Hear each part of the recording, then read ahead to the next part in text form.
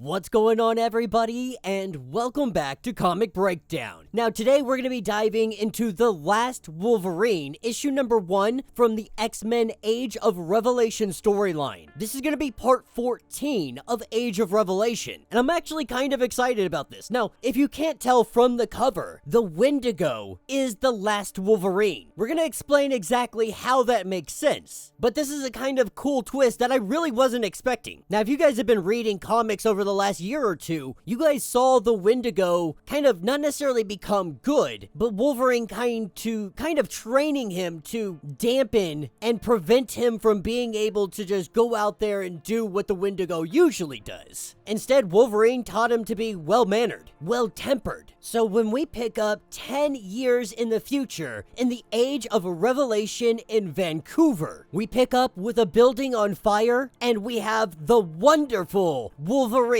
who breaks down the door to come rescue these children. This is the Wendigo. He has taken on the mantle of Wolverine. He has taken on his costume, and he now lives in Vancouver, and he tries to help as many people as he can. While he's rescuing these kids, the building begins to collapse on them, and while it collapses, the Wendigo is able to brace it with his body. He protects the children, and he tells them not to worry. This is when he begins to claw his way out, digging a tunnel through the dirt to rescue these children. While he's sitting here trying to keep the kids calm, the young boy asks, "How did you become Wolverine anyway?" And this is where it tells us that years ago, he was a kid in trouble just like them. He was lost in the woods. But then the first Wolverine, he rescued him. He believed that the Wolverine was the best at being a hero and made a big impression on him. So once he was old enough, he used the powers that he got from the curse to really follow in the footsteps of Wolverine. Hell, even for a time, they fought side by side. That was at least until things changed. This is where we see the Wendigo break them out, being able to free the kids. Before they run off, the young boy says, "You never finished your story. What changed?" And this is what picks us up years ago. We sit in the Revelation territories, and the Wendigo and Wolverine, Wendigo's trying to have a conversation with him. And he tells him, I get what Revelation is doing, you think is important, that he saved a lot of lives. But he's wondering, have you crossed the line? The Wendigo has heard that he's out here killing people. And Wolverine says nothing. The Wendigo's trying to figure out, why won't you talk to me? What did Revelation do to you? This is when Wolverine attacks. And Wendigo tells him, I get it. You're not in the right mind. This is some kind of hypnotic control or brainwashing. The Wendigo wants so badly to get through to him. He keeps trying, but then Wolverine plunges his claws into the Wendigo's stomach.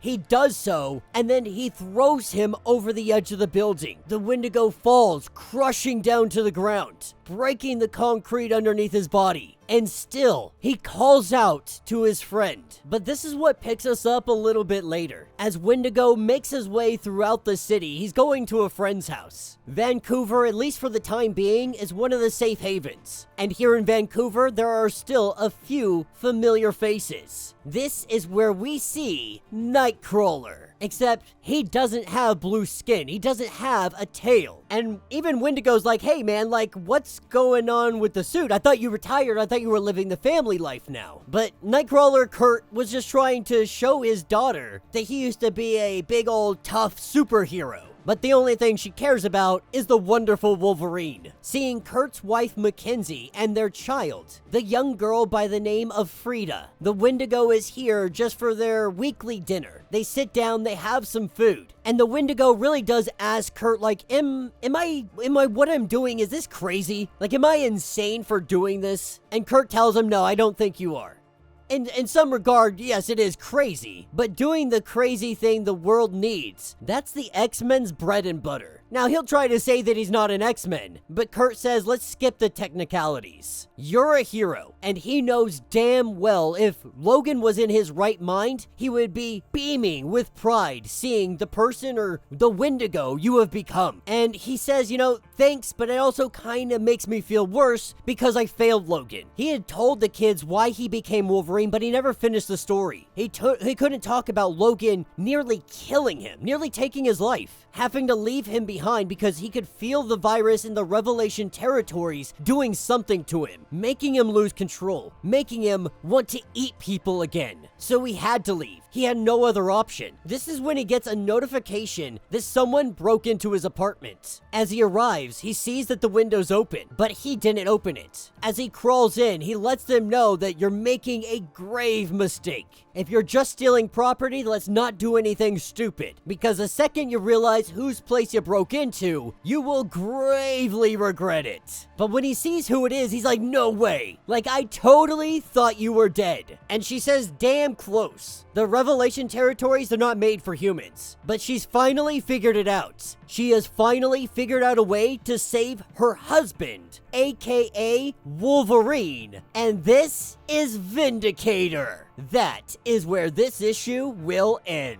Alright, so what do you guys think? That's one hell of a twist there at the end. We have a lot of stuff going on here that we gotta unpack. First of all, Wendigo. I think Wendigo as the Last Wolverine is a kind of fun way to use the Wendigo story that's just been periodically sprinkled through. It's really a great tribute, I would say, to Wolverine's first real enemy in his debut issue. That Wolverine's first enemy becomes the Last Wolverine. There's a kind of beauty in that. But more than that, we're seeing that Nightcrawler was turned into a freaking human. He had his X gene completely shut off, completely taken away. And I'm pretty sure that this is the first time we've seen, like, him actually do this to somebody. I don't think Revelation is out here wanting to get rid of people's X genes, but I do believe he has the possibility and capability to do it. Nightcrawler was never gonna give up. In his resistance, like, Nightcrawler is always, like, in any resistance, Nightcrawler is the dude for resistance, you know what I mean? Revelation knew this. He knew that Nightcrawler would never stop. He knew with Nightcrawler's powers, it could be extremely difficult and just a thorn in the side for Revelation and his forces. So the best course of action, take away the powers of Nightcrawler. Now the question remains, who else has Revelation done this to? This seems to be the most extreme punishment next to Babel's. But even more than that, in this future timeline, Wolverine is married to Vindicator, assuming that her husband died and she is now leading Alpha Flight. If Alpha Flight is still even in existence, at some point she married Wolverine, and she has been working tirelessly to try and get her husband back. Now she believes she has found a way to free him from Revelation's grasp, to take away Revelation's greatest weapon and use it against him. This issue turned out to be tremendously better than I thought it was going to be, and I'm really excited for the next issue. You know, I had a lot of doubt going into the series, but so far these issues have been relatively good. But let me know what you guys think. Let me know your thoughts. Let me know your theories. If you want to get caught up on everything that is going on with the Age of Revelation, check out the link in my description as well at the top of this video. That's going to get you caught up on everything that has been going on with this series. Now, if you would like to support the channel, you can always do so by joining the channel membership. This is a lot like Patreon, having multiple different tiers, from $1 to $50, from loyalty badges to comics every single month. Not only are you helping out the channel tremendously, you're getting tons of perks in the process. Now, if you're unable to do that, please just simply subscribe to the channel, like this video, hit that notification bell. If you can, hit that new hype button as well. YouTube added in that feature that does help push it in the algorithm. These are all great free ways to help push the channel, help us out in great, tremendous ways. Thank you guys, I appreciate it. And until the next breakdown.